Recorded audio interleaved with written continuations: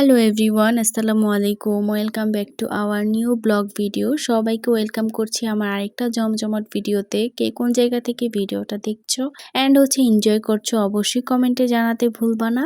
আরেকটা কথা ভিডিও শুরুতেই বলে নাও ভালো, যারা আমার ইউটিউব চ্যানেলটা এখনো সাবস্ক্রাইব করো নাই, এই ভিডিওর কমেন্ট বক্সে আমি লিংক দিয়ে রাখবো। সবাই ইউটিউব চ্যানেলটা সাবস্ক্রাইব করে দিও। আর যারা এখনো ভিডিও দেখতেছো, ফলো করো নাই পেজটা, তারাও পেজটা ফলো করে দিও। আমার কাছে মনে হয় ঢাকা শহরের রাস্তাগুলো শুধু রিক্সায় চলার জন্যই বেস্ট, কারণ আমার এত ভালো লাগে।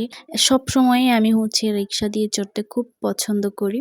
তো চলো মূল ভিডিওতে যাওয়া যাক। 6 থাকতে আমি লাস্ট রমনাতে গিয়েছি, আর এখন অনার্সে পড়তেছি। তাহলে এতদিনে অনেক আপডেট হয়ে গেছে। তো আজকে চলে গিয়েছিলাম রমনা পার্কে। তোমরা পুরো ভিডিওটা দেখলে অবশ্যই যারা দূরে থাকো বা রমনাতে যাও নাই, তাদের অনেক কিছু অভিজ্ঞতা হবে। তাই পুরো ভিডিও স্কিপ না করে না টেনে সম্পূর্ণ দেখবা। অবশ্যই আজকের ভিডিওটা অনেক ভালো লাগবে তোমাদের কাছে। I hope. যেহেতু অনেক আগে গিয়েছি, তাই আমার প্রথমে ঢুকেই ভীষণ ভালো লাগছে। আর এতদিনে অনেক আপডেট করছে, আর এটা করবেই স্বাভাবিক। চারপাশে এত সুন্দর সবুজ ঘেরা, অনেক ভালো লাগছে। এই খালটার পাশে এসে ভিডিও নিচ্ছিলাম। এখানে হয়তোবা পার পার্সন 100 টাকা করে নৌকায় চড়ার জন্য নিচ্ছিল। তোমরা চাইলে এখানেও ঘুরে চড়তে পারো।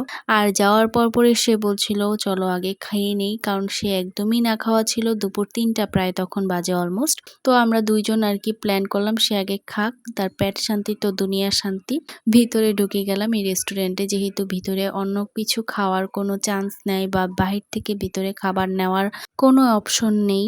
এই রেস্টুরেন্টের সবকিছুতে এত পরিমাণে দাম, যেটা আমরা বাইরে 200 করে খাই সেটা এখানে 600, যেটা আমরা 600 করে খাই এটা সেখানে 1200 করে সেল করে। মানে খাবার আনুমানিক মোটামুটি ভালো, খাবারের স্বাদ টেস্ট ভালো। তবে আমার কাছে প্রাইস অনেক বেশি মনে হয়েছে। সাধারণ একটা ফ্রাইড রাইস নিছে, আর 2টা চিকেন নিছে। এটা আমরা বাইরে অন্য কোনো রেস্টুরেন্টে খেলে হয়তো 2 থেকে 250 টাকাই নিত হাইস্ট, আর সেখানে 650 টাকা নিছে। ভাবেন একবার। তো এখানে ভিতরে না খাওয়াই ভালো আমার মতে। কেন আমার কাছে মনে হয়েছে যে খাবার অনুযায়ী প্রাইস অনেক অনেক বেশি। তাই না খাওয়াই ভালো, বেটার। আমরা খেয়ে কি করব, বেচারা ক্ষুধা লাগছে, কোনো রকমে খেয়ে টেয়ে ফিট হয়ে নিছে আর কি। আর এখানে বসে যে কি সুন্দর ভিউ পাওয়া যাচ্ছিল, আপনাদের কি বলবো, আমার কাছে এত ভালো লাগছে। সেখানে অনেক ঠান্ডা ছিল। আর সেদিনকের ওয়েদার, আমরা তো গতকালকে গেছি, গতকালকের ওয়েদার মাশাআল্লাহ খুবই ভালো ছিল।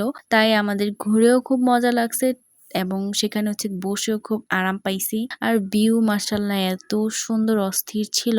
আমি ওই পাশ থেকে এই পাশে আসছি, কারণ সব সময়ের মতোই আমার গরমটা বেশি।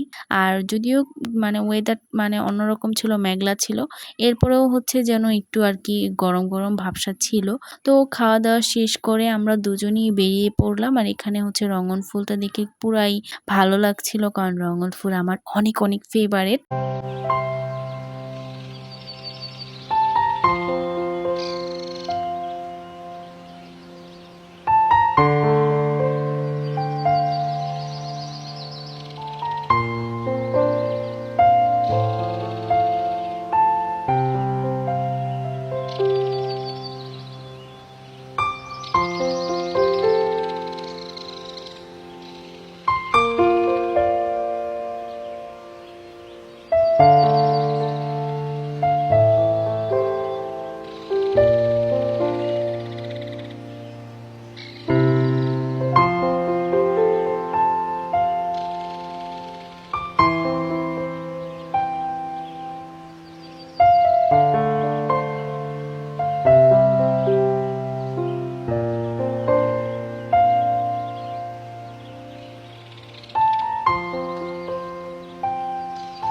মাশাআল্লাহ এত বেশি সুন্দর, আর জায়গাটা এত বেশি নিরিবিলি ছিল। তাই তোমাদেরকে মিউজিক দিয়ে একটু জায়গাটাকে উপভোগ করালাম। কেমন লাগলো অবশ্যই জানাবা। এবার আসো এই পুরো ব্লগের সুইট একটা পার্টে। চলো তোমাদেরকে কিছু কথা শেয়ার করি। আমাদের দুইজনের সম্পর্কের অলমোস্ট 6 বছর হয়ে যাবে, আর কিছু মাস হয়তো বা বাকি।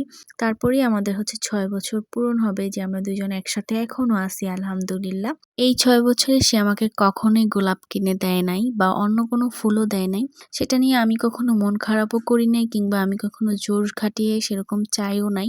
তার কথা তুমি একটা ফুল 20 টাকা টাকা, 30 টাকা, 50 টাকা কিংবা 100 টাকা দিয়ে না কিনে সেই টাকাটা তুমি যদি কিছু খাও সেটা তোমার কাজে আসবে। ফুল কিনে কি কাজে আসবে? এটা হচ্ছে তার মন্তব্য। সেটা আর আমিও কখনো ফুল কিনে দিতেই হবে, ফুল কিনে দাও হ্যান-ত্যান এই নিয়ে আমি কখনোই জোরাজুরি করি নাই।